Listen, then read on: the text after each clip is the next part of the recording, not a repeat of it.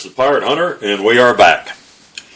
If you've been following my web channel, or my YouTube channel, you will have noticed that I deleted the 2 videos off there about my dealing with the trolls.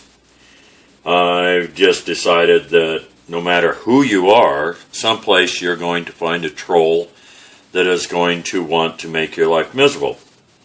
I was watching a video of one that was made about 6 months ago by a person very well known in the modeling community, and when I was reading some of the comments, an individual went after him for the way he pronounced aluminum and decals.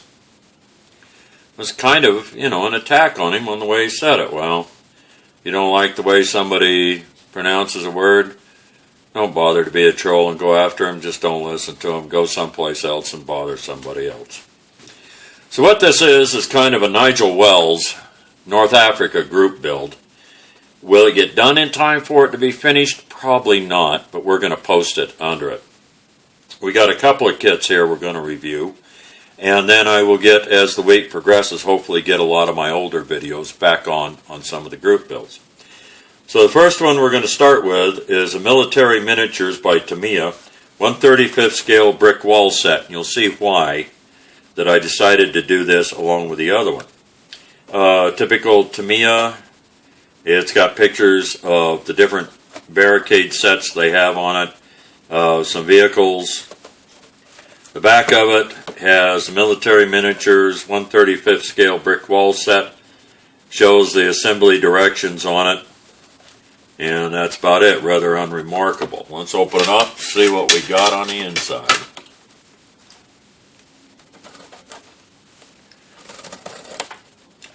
And we grabbed the one knife that has a dull blade in it.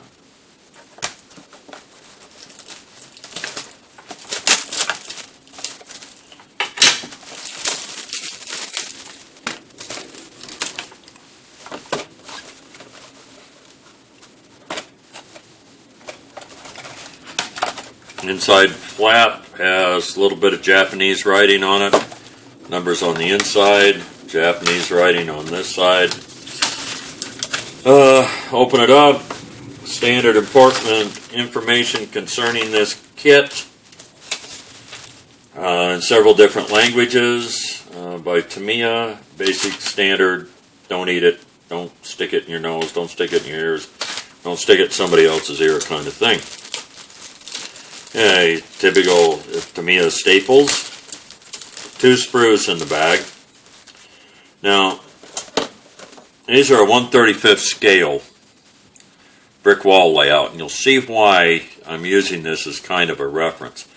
You can assemble it several different ways. If you look at the box art on the back of this, they can be assembled and used in several different configurations on it. It's a heavy plastic.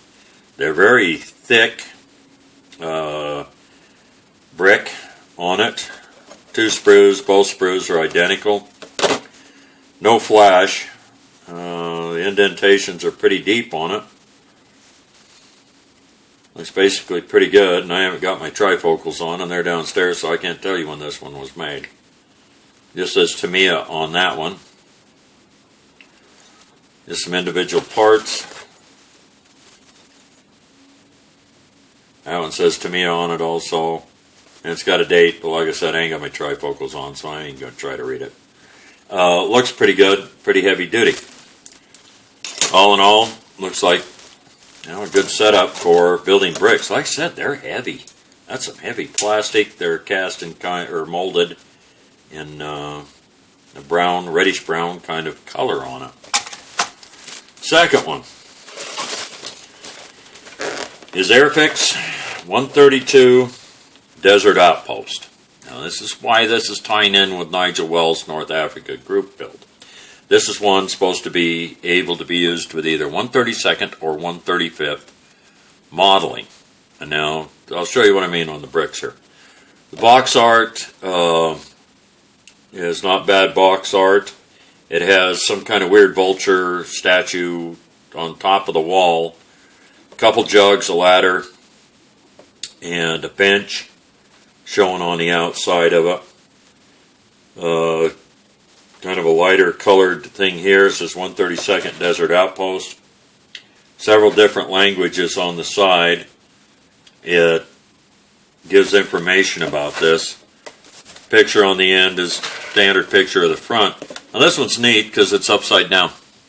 And I know how they did it when they printed this. They had it laid out flat when they were looking at it and didn't bother to think about the fold. Well, on this it says, a battle-damaged building product for putting with any North African campaign diorama. During the months of fierce fighting in the huge area of the world, buildings like this changed hands many times, and therefore this will work with any Axis or Allied 132nd to 135th model or figure. It says base is not included, length 182 millimeter, width 292 millimeter, pieces 13. And the paint scheme in here is called out for Humbrol Paints, which has the listing on the side. Skill level 1, or it says 2 flying hours, so for the Airfix program. All in all, not bad looking box art. Let's open it up. Now I will tell you, I have opened this up and I'll explain more as I go on. On the inside of the box, I haven't built an Airfix kit in a lot of years. It has read instructions, paint small parts while on sprue, cut off one part at a time, use bands or pegs while gluing and drying, build and paint following directions, use clear fix for clear parts, mask clear parts on this, just a bunch of directions on it. Airfix on that end of the box, Airfix on that end. If I start coughing, like I just did, I'm recuperating from a really nasty cold, or trying to. The bag has one bag with all the sprues in it, and like I said, I've had this apart for a couple of reasons. A lot of this, when you look at this is rather thin plastic. If this is supposed to be 132nd or 135th, it's kind of thin. The outside of this, like the shutters that are here that are damaged and wore in this board, are embossed, or I shouldn't say embossed, excuse me. They're raised on the plastic itself. It's got the indentations for bullet holes. On the back side, if you're going to show any of this or have anything visible, if you look at this, you got ejection pin marks all through here that'll have to be filled to make it look worthwhile on it. And the inside of it is got the cracks in the plaster, things like this. The bricks, as you can see, are rather thin on this, and it's got the slots in it, the holes in it on each side for the other pieces to attach to, and here is where the 3 rafters go through from the roof. Now this is one of the side walls. Same thing. The only problem is it's really thin. That's where these bricks are coming in. Okay. Now, problem is, if this is 1/32nd scale, that's some mighty thin bricks. Now, I've got a couple options to do on this, and we'll see what I do with it. And this sprue, which has a jug of some kind on it, I don't know if it sets that way or if it sets that way, but plastic jug, it's hollow on the inside.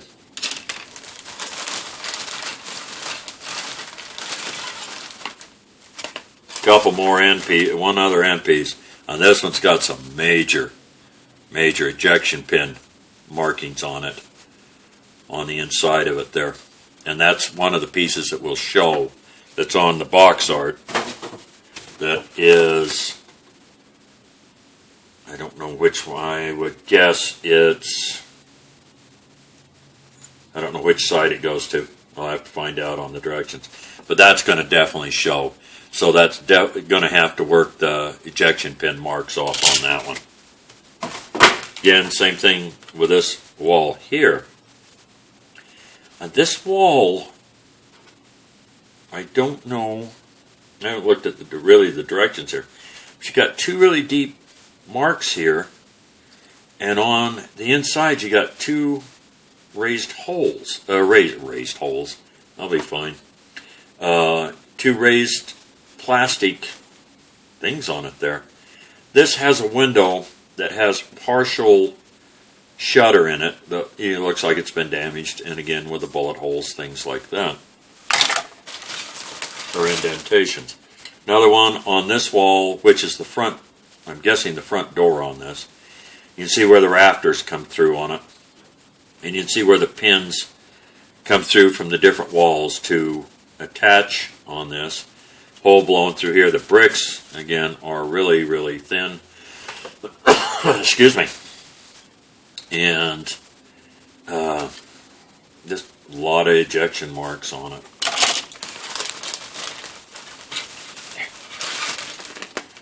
Now this is a roof. Now, as you can see, it's got a trap door on it. Now the trap door is raised, nothing on the inside here.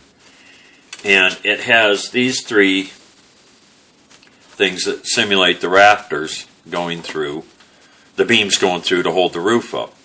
Well, if you look at the inside, you got one that shows like it's full one here, full on the ends, and this.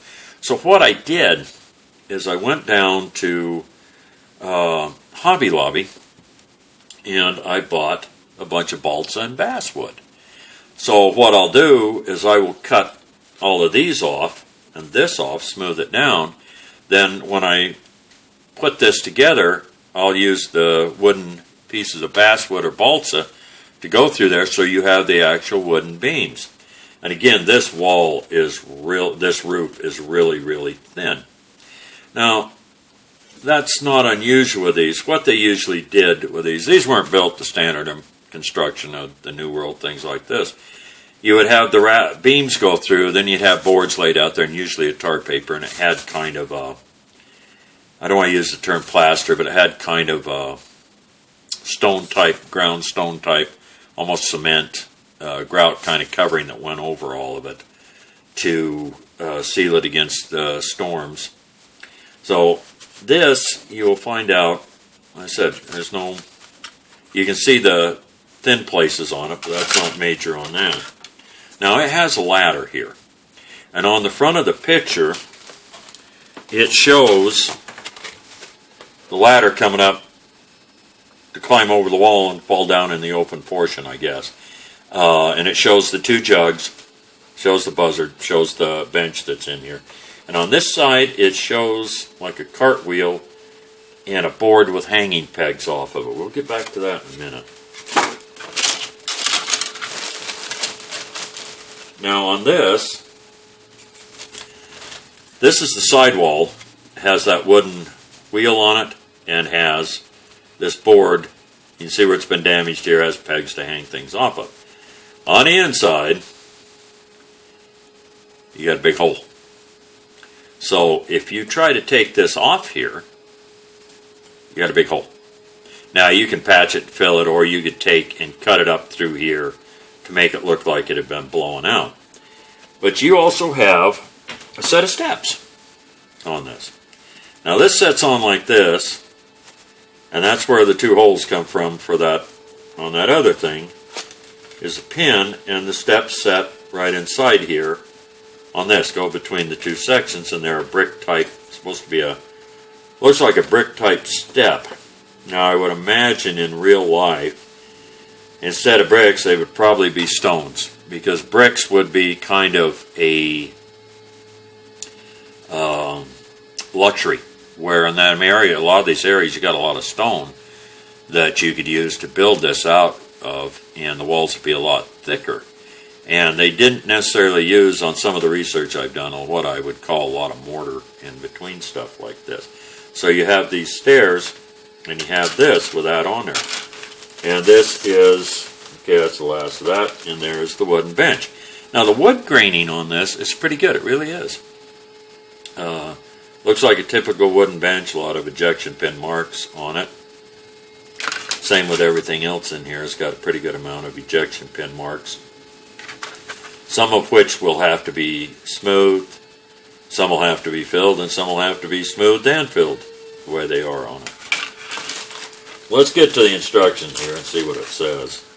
On this is the Airfix Airfix Club membership application form. Join the official Airfix Club today from only 16.99 pounds sterling. Gives you some discounts, things like this. Now on this, here is kind of some directions on it. It says study drawings, things like that, before you do anything else, in English and a whole bunch of other languages on it. German, Spanish,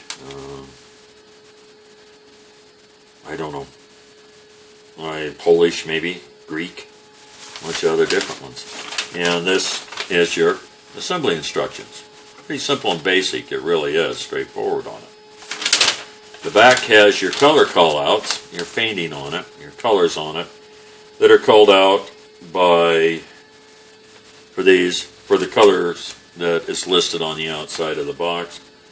No date on this, on when it was manufactured, unless it's in the code and I can't read it. So not what I'd call a whole lot of instructions on it. Pretty simple. So, okay, now here's, and I hate to seem like I'm nitpicking this kit, but there's a couple things I want to bring up on this. First of all, I spent my time in combat, and I know people who have, and things like this. Now, I can truthfully tell you, things like this wooden wheel ain't going to be there. That's going to be gone. Trap doors, or, yeah, not trap doors, but roof doors, thingy, whatever, would be gone. The wooden bench would be gone. It would either been used for firewood, been used to reinforce a fighting position, anything like that. They just don't set around. Now the two jugs, if this building has been fought over for several years, like it could have been, because there was areas where it was fought over for several years, these jugs are not going to survive at all on this. Same with this jug here, they're not going to survive. They're either going to get broke up from actual combat, or somebody's going to break them up, or something like this. And the ugly vulture, kind of neat looking bird though, got a lot of detail on him, really. Huh. But he would not survive. He would have either been blown off there, somebody would have shot him off there, or something like that. Same with anything to do with any of this wood would be gone. You're not going to just let it sit around and not use it. If you're cold and you're wet and you're hungry, you'll use whatever you can find to build you a fire. I know that for a fact. Now, the thing about a ladder, excuse me, having done things that involve ladders with in law enforcement and in the military and this, a ladder on the outside of the building is a death trap, because you got to go up and down it to get to the top of the building. You go up and down it, you're leaving yourself wide open with your back turned to your adversaries. So normally what this would have done is it would be inside a building where you come up through here. That way you can get to the roof and get into a fighting position up there without exposing yourself to the enemy. Same with the stairs, going up and down the stairs. You go up and down the stairs, you're going to turn your back to your enemy, and you're going to give him an opportunity to shoot at you while you climb 1, 2, 3, 4, 5, 6, 7, 8 stairs to get to the top of the building. So normally, these would still be on there, but normally you won't use something like that if you have a bunch of adversaries out front and they're shooting at you and attacking your position. You'd go up through the inside. Now, if you're doing a building sweep and you don't know who's in there and you need to get to the roof, you can have your fire team or whatever stand outside the building and cover you as you go up the stairs. But on an assault position, if you're defending this position and you need to get to the roof, normally you'll go up through a ladder if you can. Now, bricks, like I said, I don't know if I'll use the bricks or if I'll make this into stone on it or not. Okay, speaking of bricks, we are now back to the Tamiya bricks. Now these are 1/35th. This is supposed to be usable 1/32nd, 1/35th. If you look at this, I don't know if you can see the difference in this or not, but you look how much thicker those bricks are on the Tamiyas for a 1/35th as they are compared to this. Now I haven't measured these, so I don't know exactly how accurate they are. But this wall is a mite thin. So we have a situation here. We've got to thicken the wall. Now we can buy several of these kits, and we can go through everywhere that is showing bricks on this, and we can glue them and then fill up everything around it to thicken these walls. Or what we can do is I can take, and I went to Hobby Lobby. No, I don't own stock in a place and they don't pay me for advertising. I went to Hobby Lobby and they had their air dried clay there. 8 pounds for $10 with a 40% off coupon. It came out pretty cheap. So what I think I will do, because when I was out wandering around, I went to my friendly neighborhood Desert Industries and I found me a 50-cent rolling pin. So I think what I will do is measure out my thickness, or come with a close approximation of how thick this is with the clay, roll it out, put it on the inside of the walls. Excuse me, I love this cold. Put it on the inside of the walls to thicken this up. Now the roof, I have, as I said, I have the balsa and basswood to build this roof. I picked it up and I bought it. I've got the beams.